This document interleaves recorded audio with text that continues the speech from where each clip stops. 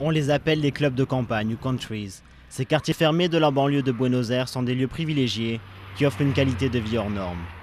Une des motivations des familles qui s'y installent, la peur face à la montée de l'insécurité. En Argentine, le nombre de crimes et délits a été multiplié par 3 en 30 ans.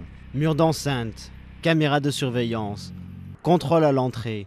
Tout est fait pour maintenir les inconnus de l'autre côté des murs. Je me sens en sécurité.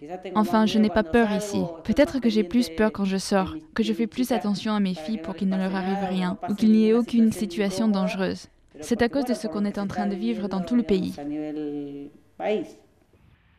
Ces murs créent une illusion sécuritaire dans un pays divisé.